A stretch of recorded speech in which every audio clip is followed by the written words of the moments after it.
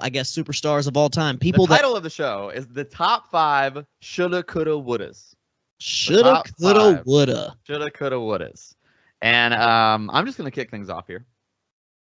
I'm going to go with it. Had a lot of hype coming in. Probably one of the most sought-after free agents in the history of WWE. And despite having a relatively decent but not great NXT run,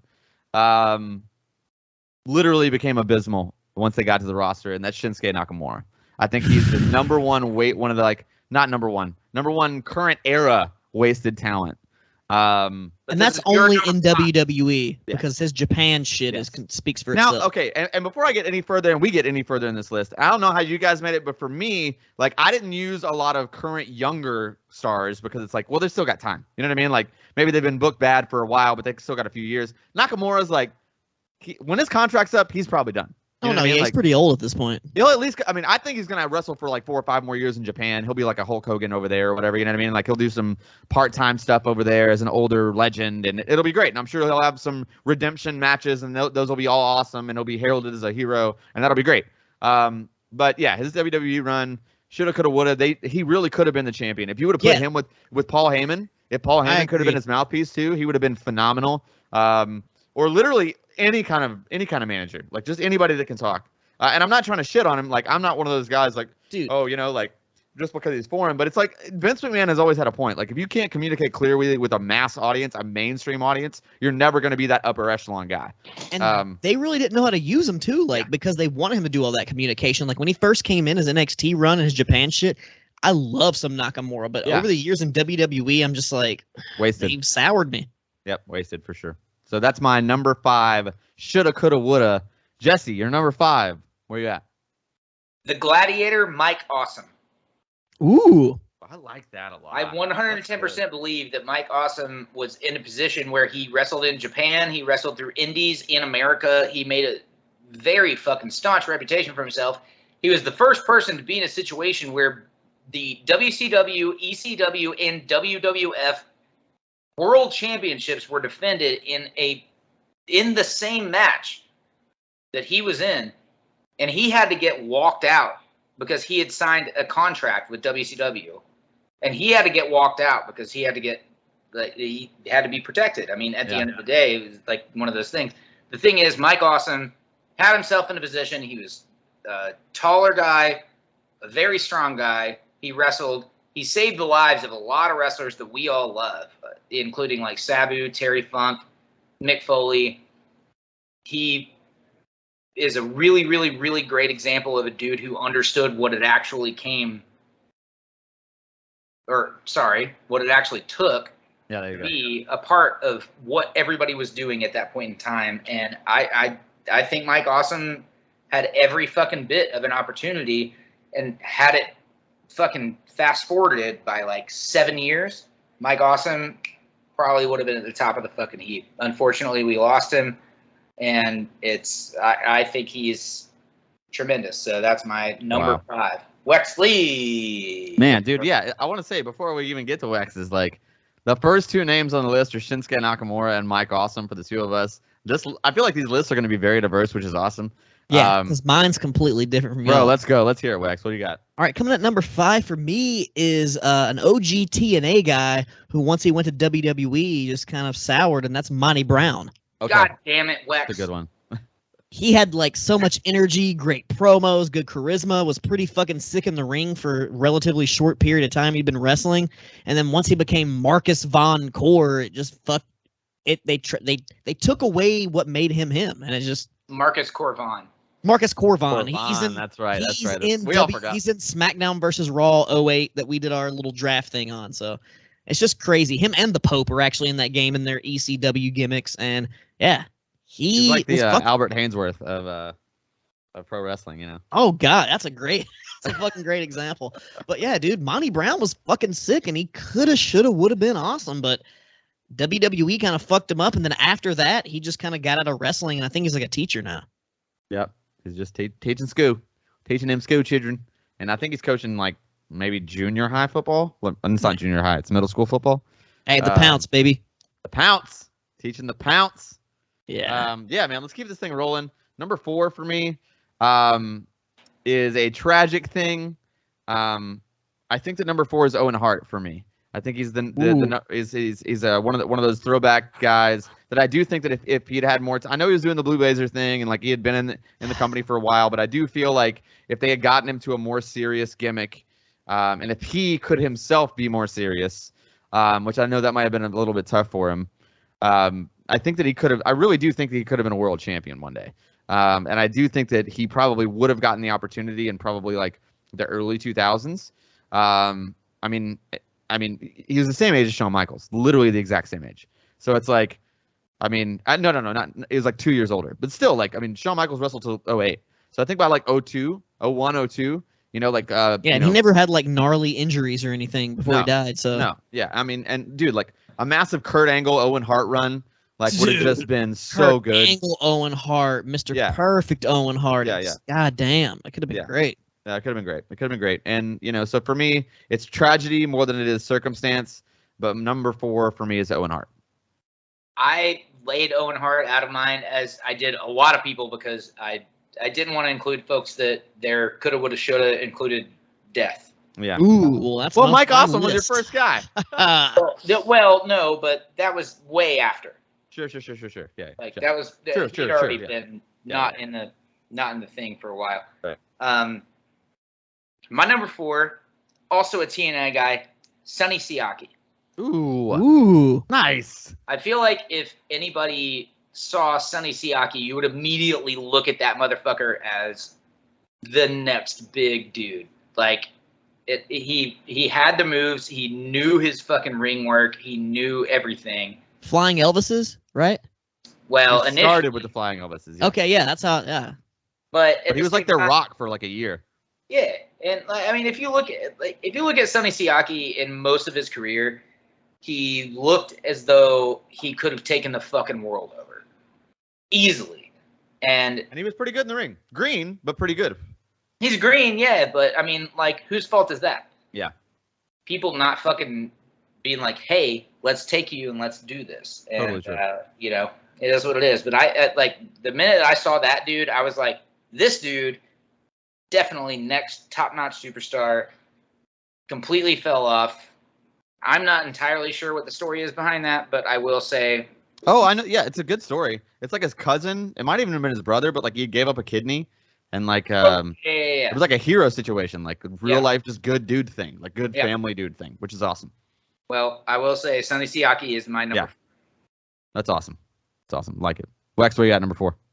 All right, coming in at number 4, and just kind of like Jesse was talking, unfortunately, my 4 through 1 are all dead. The only person I had alive was Monty Brown on the list. And I didn't take that into consideration because I think that could still be a definite part of what stopped them. But totally. Number 4 for me is Chris Candido. Ooh. And guys, these lists are on point, by the way. He like, was everybody's fucking amazing. You know, he had his early run with the Body Donnas in WWE, but his ECW run, his WCW run, and like his indie run, like if it wasn't for Sonny and the drugs, and you know, he could have been a guy. I mean, he was not the Body Donnas. What? His early run was not the Body Donnas. His early run was like Smoky Mountain and. Oh, I know. I'm talking about WWE, but I know Smoky Mountain Wrestling, of course. But I'm talking about when he broke into the mainstream was the Body Donnas run. Yeah. And like, dude, that top rope power bomb is just it's still so fucking sick till this day. He's one of the best to ever execute it. And if he would have been in the modern day, he'll be a top guy.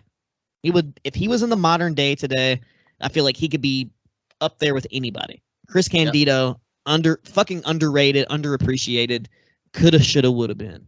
Yep. So now we're getting into the medals, the top 3 places here.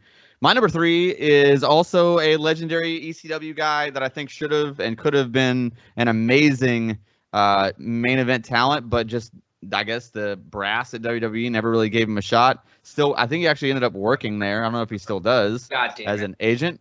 But Steve Corino is my number 3 for sure. Oh, good one. He definitely. I mean, I think that like he is one of the few like old school main event. Like I feel like he's a Brett, he's a Shawn, like that kind of wrestling. You know what I mean? Like a Steamboat. But he was doing it during the transition with the new like the new style of wrestling, and he kept up, but it kind of kept his offense that moveset, and it still worked really well because he would do it. It's like his offense would be slower and more methodical, which made him a better heel. But he could keep up with all of the, the athleticism and all the acrobatics. And I don't know. I mean, I just think that if that guy had really come over, if he had just gone over in the invasion angle and they had just kind of ran with him a little bit harder and given him a push right out of the gate, right around the time like Booker T came in, RVD came in, I think that he really could have landed really well in the roster, possibly even been a world title guy. I don't know. But I know that the ceiling was still very high on him in ECW, and that's his best work. So I think that we didn't see the best of him, and sadly we never will. So yeah, great commentary work and Ring of Honor. Yes. Too. Oh yeah, great. I mean, great overall. In MLW and the origination of MLW, Steve Corino was a huge part, not only as a performer, but as a commentator, as a talent buyer, dude. He was the Chris Jericho of MLW. I cannot possibly agree with you more. Yeah. All right. Jesse, where you at, number 3? My silver. Yeah. Your bronze. No. We're still at 3s. Yeah, we're 3s. I just did that. I'm the first one on the 3. Oh, I thought. Wait, what? Yeah. Oh, sorry. My bad. My bronze then. Yeah. Hayabusa. Oh, God. These are so good. Didn't make the cut for me. God damn it. Hayabusa, man. God, that's a great one, dude. That's a great one. I loved. God, I think FMW isn't out without him. It's simply. It's the innovation of everything that we saw through video games, through videos, through anything that everyone is like, what the fuck is this? And I would argue that most of the people that we really adore, like the Hardys and the Bucks and everybody else, like what they saw that he invented, I would say really went much farther than we all know. Onita was the inventor of FMW. We all know that. Yeah. But I feel like Hayabusa invented much more that was relevant to the people that were watching it, that we were like, oh shit, maybe we could or would want to do that. Yeah. Dude, he took the Liger Ultimo Dragon stuff and combined it with the Onita stuff. Yes. Yeah. I mean, to me, like, shoulda, coulda, woulda, that dude at some point in time, look at Heatwave 1998 in ECW. You look at him and Jinsei Shinzaki, and you see that tag match, and you're like, against RVD and Sabu, and at the time, it looks like jack shit. But as you move forward, you see that that's what everyone's fucking doing. Yeah. Literally everyone. Yeah. So Hayabusa is my bronze medal. Sorry that I forgot which medal we were on. Oh, it's all good. That's awesome. That's a great pick too, man. Hayabusa was a big influence on me, like right out of high school and going into like wrestling. As like, I think Hayabusa was one of the first like international Japanese matches that I saw. It was incredible, man. It was really good. That dude was just insane. Everything was just so smooth. It's a shame how things ended for him, but yeah, that sucks, man. He was so good. Hey, you take the risk, and sometimes it gets risky. Yep. And the next bronze. And coming up for me, for my bronze medal, this dude is literally like, when we talk about Hayabusa and modern style, like he innovated so many moves, and when it comes down to it, like drugs and personal problems really took him out of it. And I'm going Chris Kanyon, number 3. Wow. Nice. Well done. And like, just like I said, he, like his time as Mortis and all of his run through WCW, it was cool, but like, like I said, he was a 2 ahead of his time. Like so many moves, like the Young Bucks, like all of our favorite wrestlers, they literally watched him, and it's modeled right after him. And if it wasn't for, modern society not liking gay people and his drug problem, like if he would have came like 10 years, 20 years later, he could have been the shit, because he wouldn't have that stigma on him. And it's, I think things would have went differently. But Chris Kanyon, fucking amazing. Every match I've ever watched of him is fucking, even his later few TNA appearances, it's still just good to see that dude. We literally just watched last night, my partner and I, the Dark Side of the Ring on Chris Kanyon for the very first time that my partner had ever seen it, and it was the first time I rewatched it, and it was like, man, like to think about what that meant now. is crazy. absolutely insane. Because It's at just- this point in time, no one would give two fucks. And at the time, I don't think anyone gave two fucks. But like it. If you were a wrestler and you saw those moves, you're like, oh fuck, like what? But if you came up from that wrestling territory and from the locker room culture and all that stuff, I can totally understand it. I mean, like it's crazy. Rest in peace, Chris Kanyon. Absolutely. Rest in peace, for sure. So I feel like my silver medal is going to be the most controversial one on this show for sure. Okay. Because some people will argue, oh well, he did, he made it. He's a legend. He's a Hall of Famer even. But I don't think that I should say, as a singles competitor, ever got the shine. I think he could have carried a company with his promo and with his work. And I think that my number two, like, this is crazy to say. I know it's going to sound crazy, but my number two is Arn Anderson, because I do feel like if he's not with Ric Flair, Arn Anderson could possibly have surpassed him, could possibly have been literally better. I mean, his promo, because honestly, like, there was a lot of, no pun intended, but flair, a lot of 80s, a lot of fab with Flair, and he still had that yelling 80s style promo. Yes, but Arn was just a great promo. He was just a great methodical, and would yell sometimes. It was the 80s, but he was just very good. But he was definitely methodical. Yes, and I feel like, and there's other guys you talk about at the time, like, Mr. Perfect and all that, but like, I think Arn was better, and I think that Arn, great tag. But let's be honest, he's in the Hall of Fame for being tag teams, and that's. I'll give one argument. Okay. I don't believe Arn wanted to be past where he was. And that's fine. That's fine, but I would argue that woulda, yeah. kind of doesn't apply, because I don't think he wanted to. I think he wanted to be the best world television champion, which he was. He was there every fucking week. That meant a different thing at that point in time. He was the best world tag team champion with the Brainbusters. That meant a different thing at that point. I agree. I'm not saying he didn't have a phenomenal career. I mean, he's a worthy Hall of Famer. I'm just saying I still think he never got his ceiling. That's all I'm saying. I think it's a solid pick. He did have a good run, but I think he could have a little bit more. He could have been a little bit better. Could have been a Mount Rushmore guy is what I'm saying.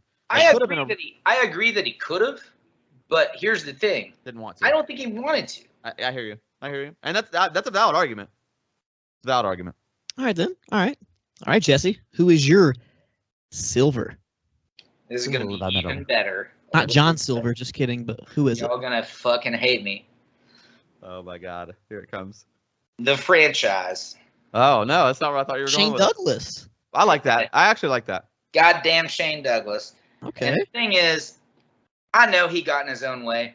Oh, he did. 1,000%. All over the fucking place, he got in his own way.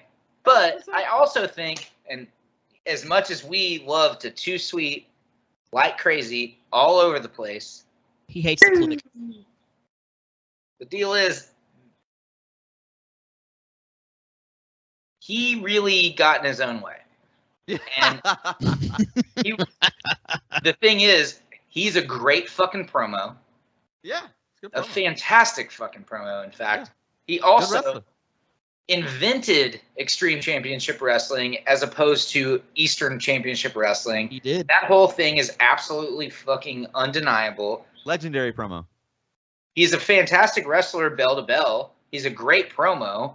He's a fantastic person to have valets behind him. He's like, I mean, it's just one of those things where at the end of the day, the reason he's my silver medal is because he could have had those opportunities and fucking refused to in a lot of ways. Yeah. No, I don't hate that. I mean, that's a good pick. I think Shane Douglas absolutely could have been on the level of a lot of the other people that we think about in our Mount Rushmores, except he allowed himself not to be. I agree. Lex. Silver medal. Hey, coming in at number 2 for me. He was a wrestler that had a great career. Like, he peaked. He was like almost at quite the top of the mountain, had some memorable matches.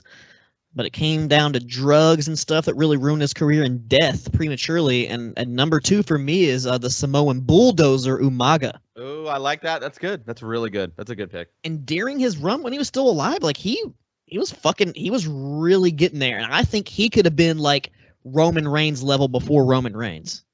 Oh, I agree. He could have been the Samoan guy, like the first guy that is as big as The Rock or even surpassed The Rock. It's just, just like his what? He was sponsored by the president. Oh yeah, he was sponsored. No, he was actually sponsored by. Yeah, he was. Wait, was Umaga Vince's guy or no? Trump's Bobby guy? Lashley was. Bobby Lashley was Vince's guy. Okay, I really don't remember. Whatever, even if he was endorsed by he was endorsed by a fucking president. Even though that president may not be the greatest, but hey, presidents are presidents. Fuck them all. But Umaga, he was just really badass in his time. That match against John Cena, he had that street fight. You know what I'm talking about, right? I know what you're talking about. Was that SummerSlam? Yes. Or Survivor Series? It was one of the big. It was one of the two. It was one of the big pay-per-views, yeah, but. Yeah. It was a goddamn banger, and he really had the potential. Like, unfortunately, most of the Samoans, his brothers, his cousins, like drugs and stuff got to him. But he really could have been that guy, and he like almost was that guy. He was like, he never really passed the mid card. He was like upper mid card, like a few main event matches. But I really think he had the potential to just really kill it. And rest in peace to all the Samoans, Rosie, Umaga, all of them. But I mean, one of Umaga's first matches was to squash Ric Flair. Yes, I remember that. We watched that and covered this on this show. So I mean, Umaga, I mean, they had something behind him. It's just he got released, and then came back and drugs, and I blame the WWE drug culture at the time. Yeah, I mean, that's a solid pick. I mean, I'm not mad at it. It makes perfect sense. And here we are at number 1s, right? We're going for the gold here. I have a really bad feeling that a lot of our gold might be similar. I don't know. So. We've been all over the place, so I don't know. I don't think so. I thought we would. You took death into consideration, and I didn't. So yeah, I thought we would. Honestly, I thought we would have all said this name by now. I was worried that one of you was going to. And I can. Okay, this dude was a world champion, but he never got the run that he deserved. I've talked about it for years. It's 1,000% Dolph Ziggler for me. He's the number one. Shoulda, coulda, woulda. I mean, he's like, there's no doubt. I mean, he's the best. Like, and that's 1,000% because of bad booking. Like, it's 1,000% not any of his own doing. He's definitely a good promo. He's never been put in good enough storylines to where it's really shown until recently when he had his NXT run. But let's be honest, he kind of had like the new generation NXT title run. Like, it wasn't, you know what I mean? It's like the lowest level of NXT it had ever been when no one was watching NXT. I think they had just gotten off of USA or were just streaming on Peacock at that. It just started. So he was like Sid world champion, maybe? Yes, exactly. He was Sid level or Diesel level world champion. Diesel Sid, okay. So it's like, it's just, I don't know. That dude should have gotten the run around the time that Orton and Cena just dominated for those years. Like, dude, that 1 Survivor Series, he should have gotten Sole Survivor. Yeah. And like, he was so over, they just didn't give a fuck. He really should have had a hell of a run from like 2011 to 2013. Like around that time, those 2 or 3 years, he should have been on top, multiple world titles in the main event picture. That was the worst booking era of WWE in recent memory. Yes, for sure. And I would still argue that today, if you put him in the ring with Kenny Omega today, he's putting on a classic. Dude, he's an HBK level in ring wise. He can work like a motherfucker. He is that good. He is that good. Yeah, I mean, number 1 overall, Dolph Ziggler, no doubt. Shoulda, coulda, woulda. Jesse Baker, you're number 1. 2 of 3. You also picked Dolph? Yep. Yeah. Okay. All right. Well, I'm glad that mine's different. Oh wow. All right, James Dean. What the fuck is it? All right. The person I picked for number 1, another thing, it really injury, drugs, and death really kind of fucked this dude up, and he was so ahead of his time. The things he was doing and the way he was doing shit, like MJF's kind of doing it these days, and I'm talking about Brian Pillman Sr., the original. Okay. I mean, honestly, if he wouldn't have died when he did, he could have had a Stone Cold-like run. Like, he was on that way. the shit he was doing was so innovative. And even if it wasn't Stone Cold, it could have been like a Kenny Omega type run, like the alternative badass motherfucker. And just like I said, like the stuff he was doing at the time was unprecedented. Like he basically tricked Eric Bischoff, signed with WWE, just doing everything he was doing at the time. And if it wasn't for his injuries and his drug problems, like his body was just fucked at that point. His mind, he came up with some really good shit. His body just couldn't quite work with that. Yeah, and not to say he didn't have a great career in the past, but I really feel like if he wouldn't have got hurt, wouldn't have died, all the drugs, like he could have been that guy. Like his trajectory, the stuff he was doing. If he'd have stayed healthy. No, exactly. Healthy and all that stuff. Like, and he tried. His body was just giving out on him. And it just sucks. Like, what could have been with him? Because, like, just going back and watching some of his promos and some of the stuff from that time, like, he'd already died by the time I'd really been heavy into it. But, dude, he was just so innovative and way ahead of his time. I think Brian Pillman could have been, like I said, world champion material. Even if it was with WCW or another company, he could have been a world champion.